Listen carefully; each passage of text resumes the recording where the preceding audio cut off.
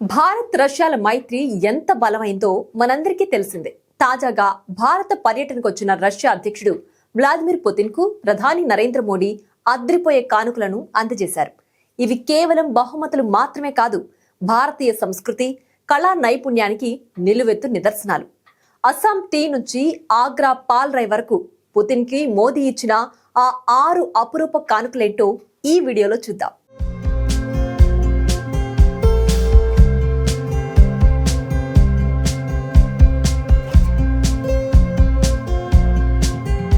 Assam black tea. Russia వాళ్లకు మనకు ఉన్న కామన్ ఇంట్రెస్ట్ ఏదైనా ఉందంటే అది చాయ్. అవును, రష్యాలో కూడా టీ సంస్కృతి చాలా ఎక్కువ. అందుకే ప్రధాని మోడీ మొదటి కానుకగా అస్సాం బ్లాక్ టీని ఎంచుకున్నారు. బ్రహ్మపుత్ర మైదానాల్లో పండించిన ఈ టీకి జియోగ్రఫికల్ ఇండికేషన్ ట్యాగ్ కూడా ఉంది. ఇది ఘాటైన రుచికి, ఆరోగ్యానికి పెట్టింది పేరు. సెకండ్ వన్, వెండి టీ సెట్. టీ పొడి మాత్రమే ఇచ్చి ఊరుకోలేదు, అది తాగడానికి పశ్చిమ బెంగాల్లోని ముర్షిదాబాద్ లో తయారైన అత్యద్భుతమైన వెండి టీ సెట్ ను కూడా బహూకరించారు. దీనిపై చెక్కిన నగిషీలు బెంగాల్ కళాకారుల పనితనానికి అద్దం పడతాయి.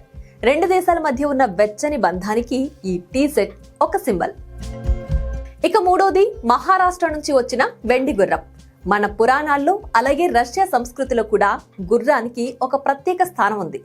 ఇది దర్జాకు, పౌరుషానికి, వేగానికి ప్రతీక. మహారాష్ట్ర మెటల్ కళాకారులు ఎంతో ఓపికగా చెక్కిన ఈ వెండి గుర్రం ముందుకు సాగుతున్న భారత్ రష్యా బంధాలకు ఒక ప్రతీక అని చెప్పొచ్చు. నాలుగవది, పాలరాతి చదరంగం సెట్. రష్యన్లకు చెస్ అంటే ఎంత ఇష్టమో ప్రపంచం మొత్తానికి తెలుసు. అందుకే మోదీజీ చాలా తెలివిగా ఆగ్రాలో తయారైన పాలరాతి చదరంగం సెట్ ను గిఫ్ట్ గా ఇచ్చారు. 1 డిస్ట్రిక్ట్స్ 1 ప్రాడక్ట్ లో భాగంగా ఆగ్రా నిపుణులు పాలరాయిపై రంగురంగుల రాళ్లను పొదిగి దీన్ని తయారు చేశారు. ఇది ఆడుకోవడానికి కాదు, ఇంటి అలంకరణకు కూడా అద్భుతంగా ఉంటుంది. ఇక 5వ బహుమతి, భూమిపై దొరికే అత్యంత ఖరీదైన సుగంధ ద్రవ్యం, కాశ్మీరీ కుంకుమ పువ్వు. దీన్ని స్థానికంగా కొంగ లేదా జాఫ్రాన్ అని పిలుస్తారు. కాశ్మీర్ లోయల్లో పండే ఈ ఎర్ర బంగారానికి ప్రపంచవ్యాప్తంగా మంచి డిమాండ్ ఉంది. ఇది ఆరోగ్యానికి ఎంతో మేలు చేస్తుంది. చివరిగా, భారతీయ ఆత్మ జ్ఞానానికి ప్రతీక అయిన శ్రీమద్ భగవద్గీతను రష్యన్ భాషలో అనువదించి అందించారు. మహాభారత యుద్ధంలో కృష్ణుడు అర్జునుడికి చెప్పిన ధర్మం, కర్మ సిద్ధాంతం ఇప్పుడు రష్యన్ భాషలో పుతిన్ చేతికి చేరింది.